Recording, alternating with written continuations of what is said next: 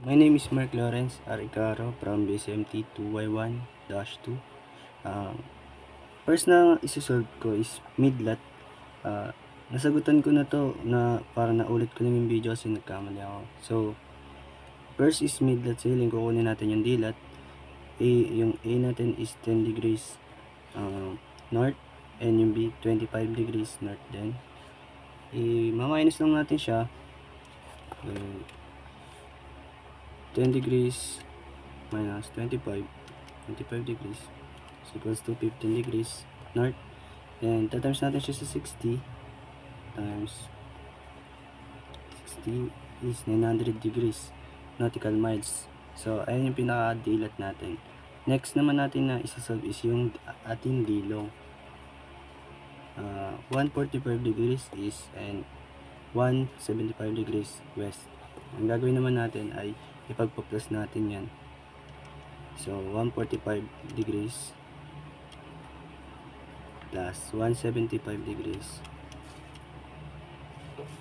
is equals to 320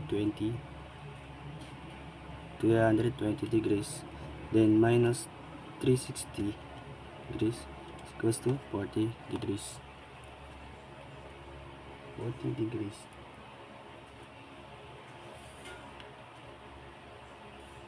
Then ito times din natin siya ulit sa 60.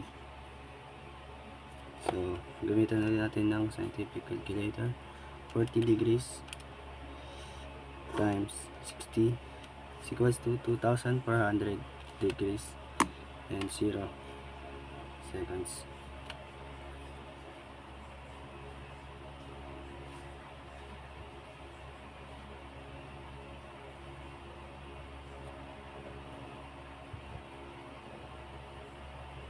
So ayan ang ating dilong, 2,400 nautical miles.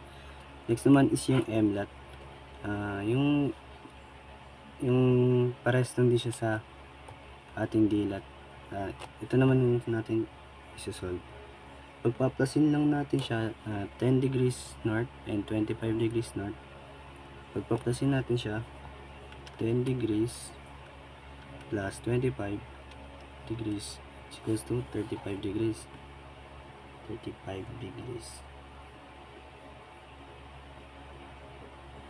Then i-divide naman natin to sa 2 divided by 2. So 35 degrees divided by 2 is equals to 17 degrees and 30 minutes. So yung MLAT natin is 17 degrees and 30 north.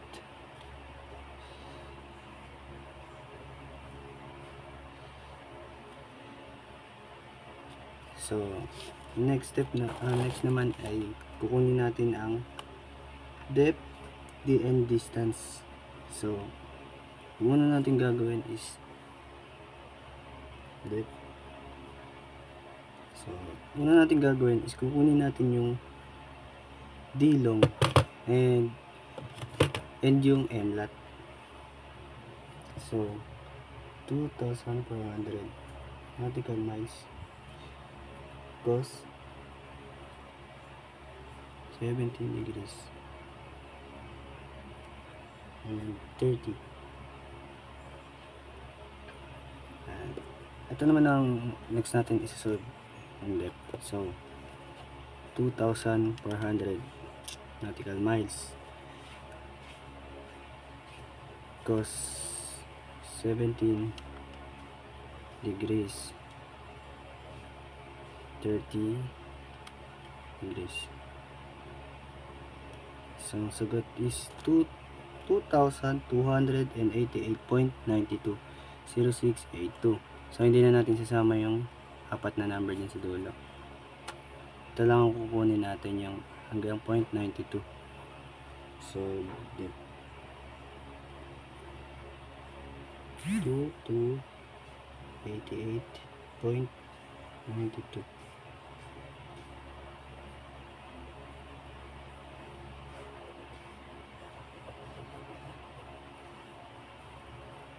Yan. next naman natin na kukunin is ang distance. So, yung kukunin naman natin para sa distance is yung nakuha nating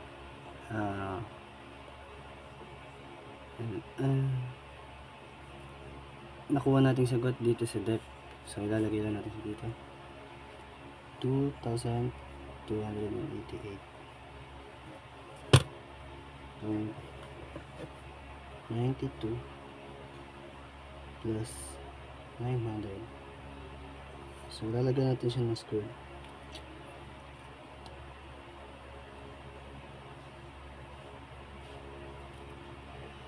Then, i-calculate lang din natin siya, which is 2,288.92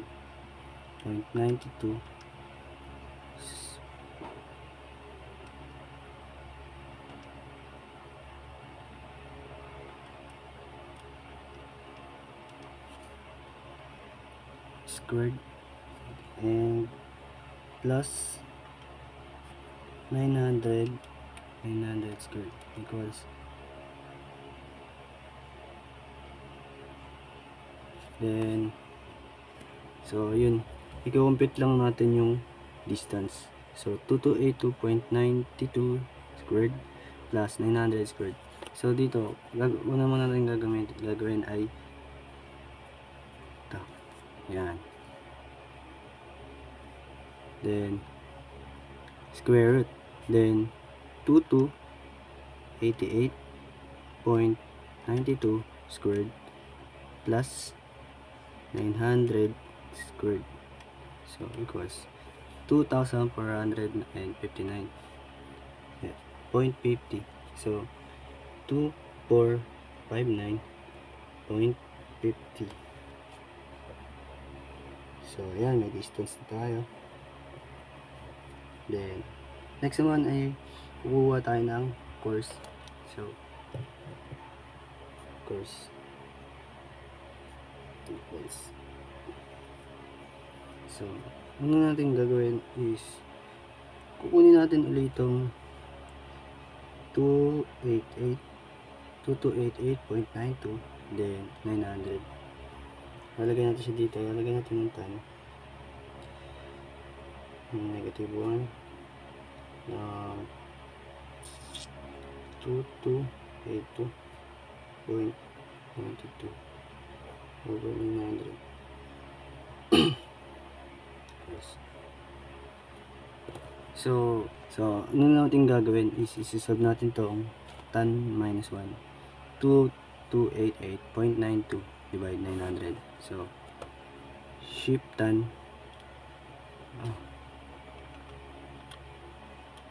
yan, so 2288.92 divided by 900 close parenthesis is equals to 68.53. ayun ang ilalagay natin, 68 so gagawin natin siyang 54 pala, di bali parang i-round up na natin yan. Then ito yung ating t-course.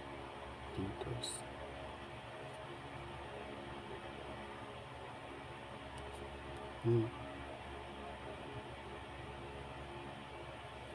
ba?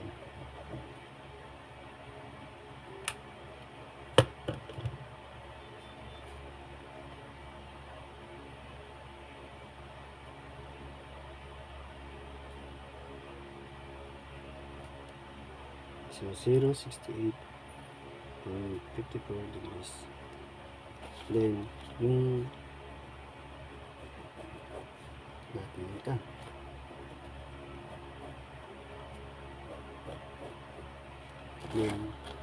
yung ano naman, our course,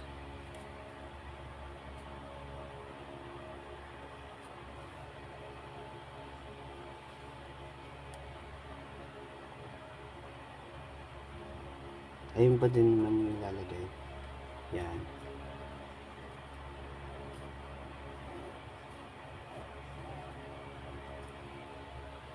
Then Yun lang. Next naman natin na isi-solve is Mercator ceiling.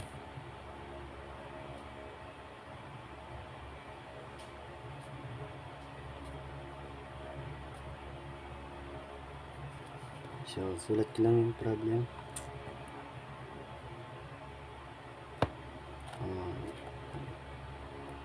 10 degrees.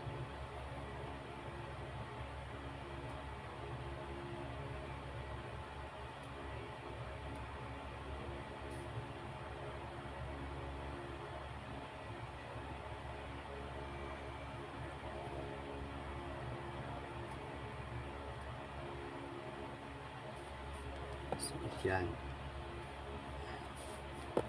Yan. So, ayan pa din, no? Ilalagay lang din natin dito yung dilat and bilong natin kanina. 900 nautical miles. And 2,400 nautical miles.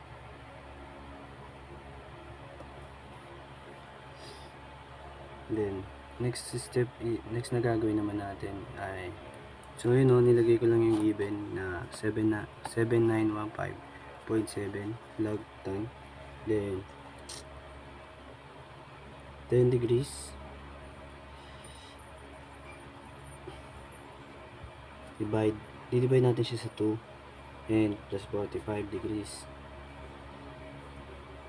Then ma-minus din natin siya sa 23.2.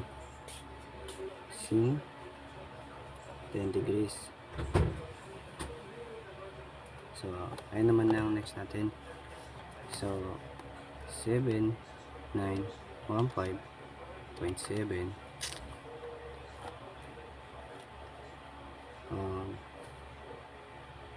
log tan 10 degrees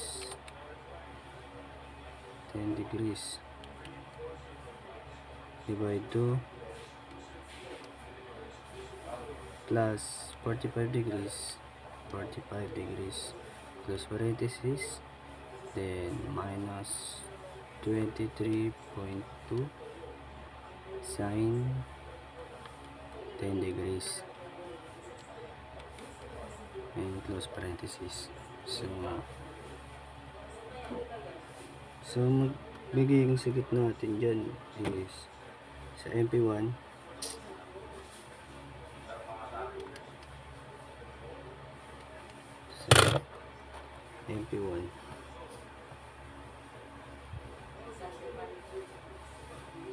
559.04. Yan ang ating MP1.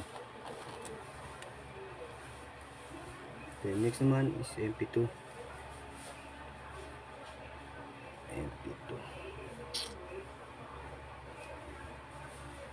Kukunin lang ulit natin yun sa MP1. 7915.7 log tan, then magiging 25 degrees over 2 plus 45 degrees minus 23.2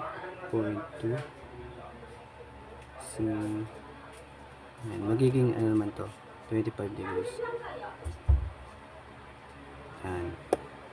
So ganun na ulit, kukumpit lang natin. 7915.7 log and tan 25 degrees divided by 2 plus 45 degrees close parenthesis minus 23.2 sine 25 degrees divide degrees close parenthesis, and answer is much error. So ulitin ko, 7915.7 log tan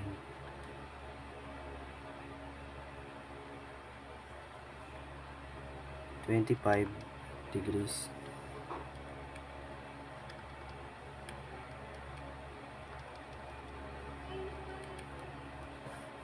divided by 2 plus 45 degrees close parenthesis minus 23.2 sine 25 degrees close parenthesis. Then ang answer is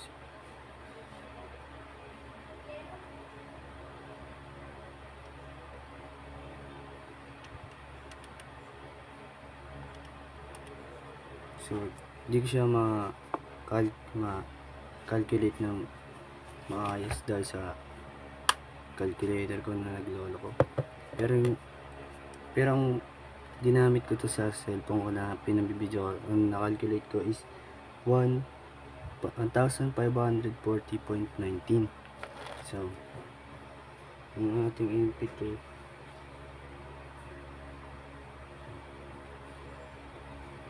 1540.19.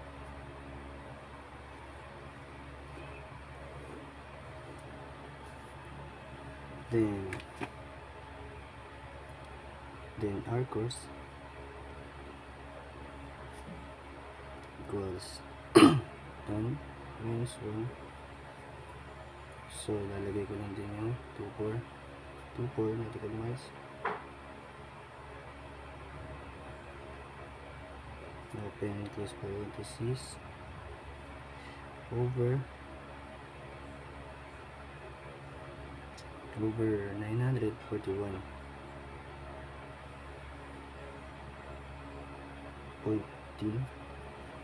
So kukuha ulit tayo ng distance.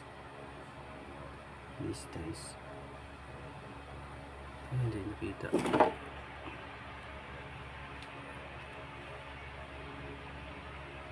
So para makuha natin yung distance is 900 over 68.59. 68.54 pala. Yung kaninang kuha natin ng R course dito. Lalagay lang natin siya dito. Degrees. Then distance. Gagawin na natin is kakalculate natin. So 900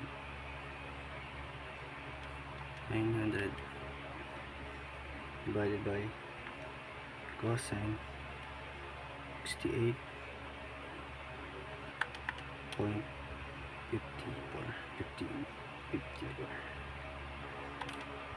plus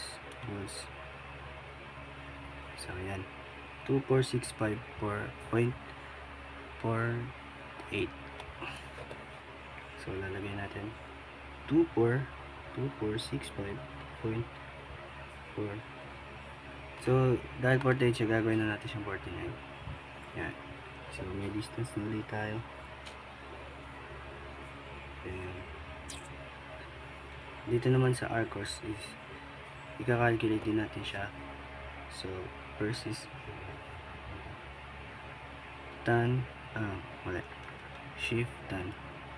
So 2,400 divided by 941.15, then close parenthesis, 6 equals to 68.59 north.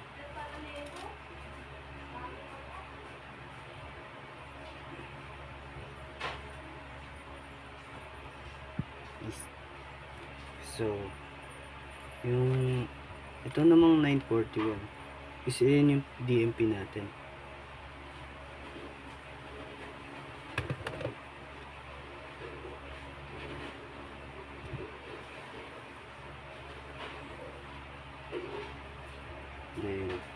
course, yung t-course natin, dadagdagan na natin siya ng 0 sa unahan, then degrees. So 0.68 and 59 degrees. And yung R course naman is ganun din. R course equals 68.59.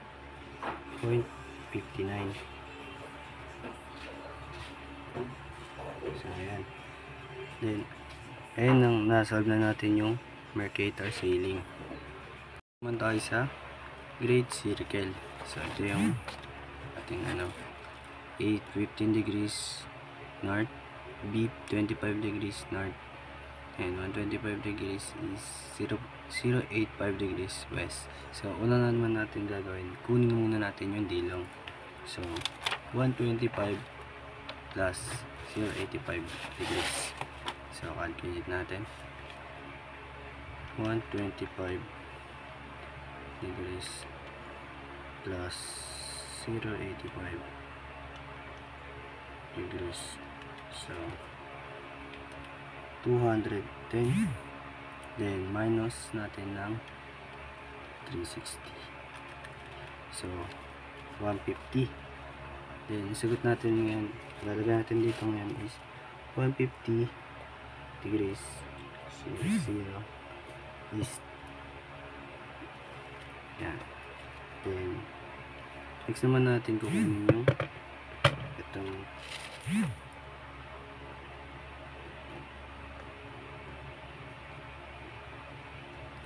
so yan, plus PCD.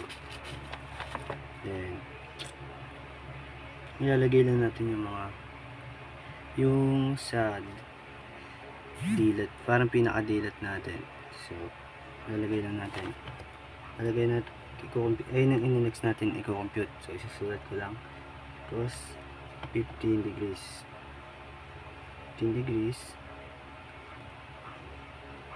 times, lahat yan may cosine, parang cos. So cos 25 degrees times cos 150 degrees, then close parenthesis.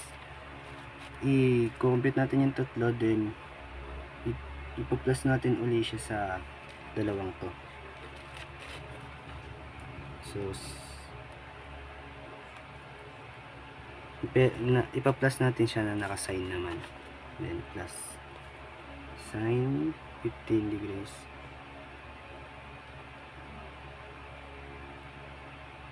times sin 25 degrees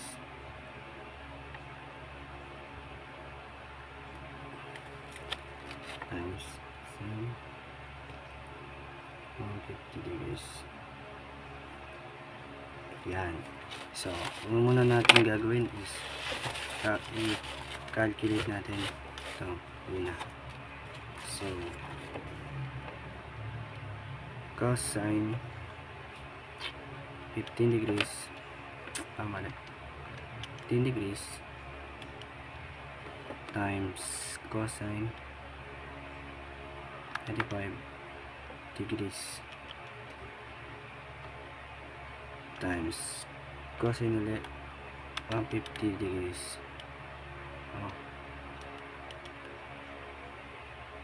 Then close parenthesis plus sin 15 degrees times sin ulit, sin 25 degrees, then times sin 150 degrees, then close parenthesis, then yan, lumabas ang sagot. So next na gagawin natin, ilalagay natin dito sa baba.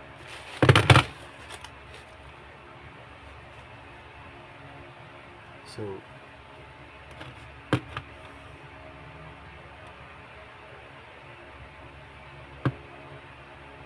negative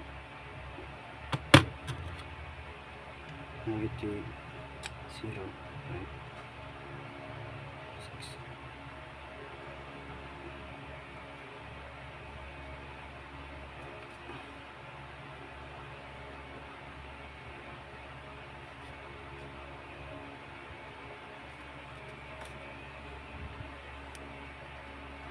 So, kukuhasin natin siya. So, 0.6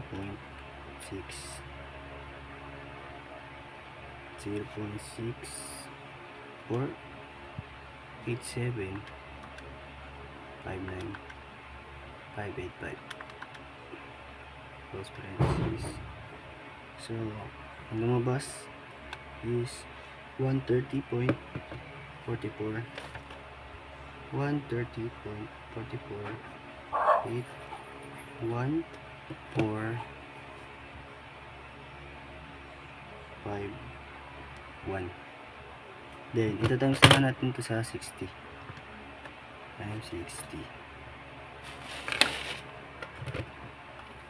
So, 130.4481451 times 60.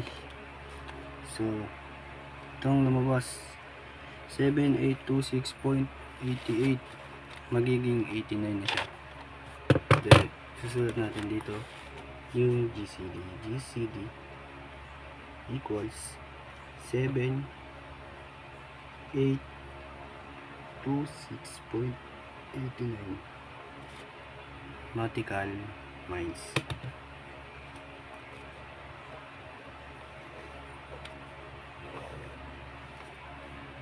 Yan. So, next naman na gagawin natin is hahanapin natin yung course. So, ano ba tawag dito? Initial course.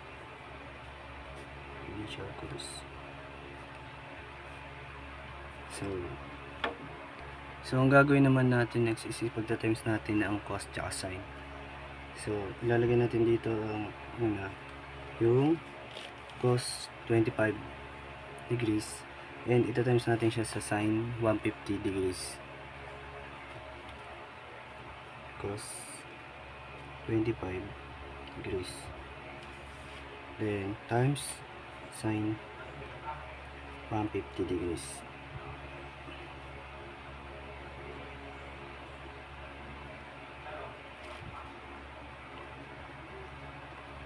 Then, i-divide natin sa sin, hindi. I-end na pala yan. So, cosine 25 degrees times sin 150 degrees. So, close parenthesis and so, lumabas 0.9762. Then, i-divide natin siya sa ating kanina naging sagot dito, which is 130.4981. Yan, mali pala ako, i-divide pa pala. So, lalagay ko muna ulit 130.4481451.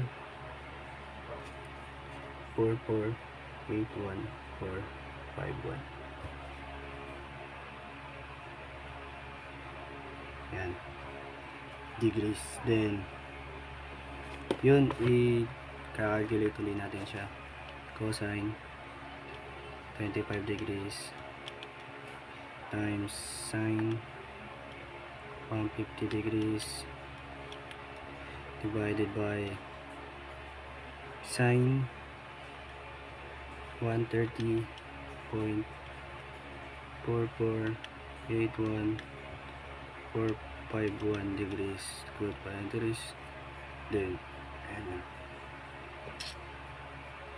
sagot natin dyan sa ating T-course is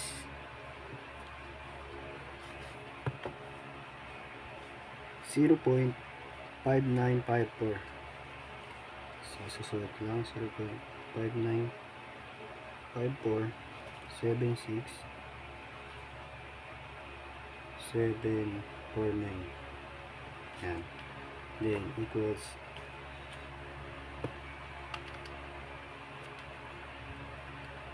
then isa-sign natin siya ng naka-negative 1. So, shift sim, then 0.5954767449. Then close. Then ito ang lalabas ng sagot, 36.54, pero magiging 55 na siya. Then lalagay lang natin 36.55 east. Then yung tickers natin,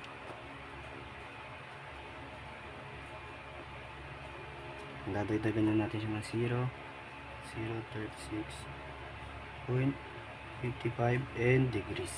Yan. Then dito naman tayo sa final course.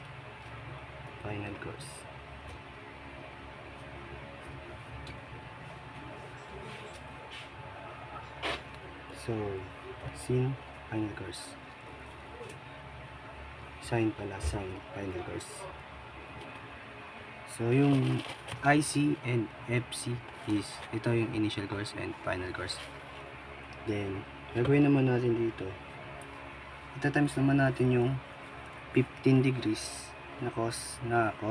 Then, sin na 150 degrees kanina din. So, una natin lalagay cos 15 degrees. Then, times natin sa sin 150 degrees. So, divide din natin siya sa baba. Sin, dun pa rin sa, kulang ito. So, 130 kanina. Then, 130.4481451 degrees. Then, calculate natin ulit. So, cosine 15 degrees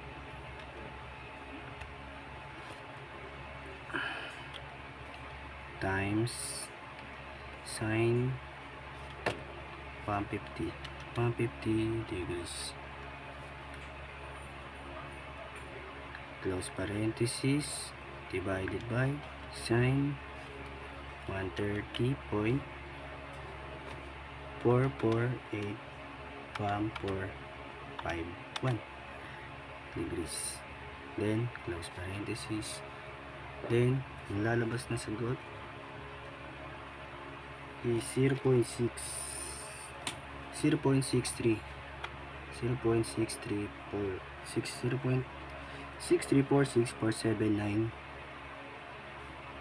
478.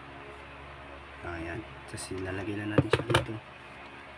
0.6346479408. Then, ganun din. Isa-sign natin siya na naka -1. Then, susulbulin natin siya. Sin na naka-shift, dapat shift sin. Yan. Then, lalagay lang natin yung number 0.64346479 yan. Then, close parenthesis. At ang ating final course is 39.39. Yan. Ay, hindi pa pala siya yung pinaka-final tickers natin. So, ito lang yung total dito. 39.39. So, east. Then, tickers naman. Yung pinaka-final na tickers natin.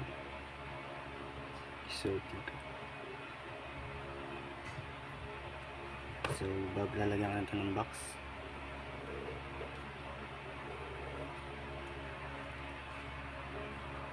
So, yung parang pinaka-final cost natin is ito din, 39.39.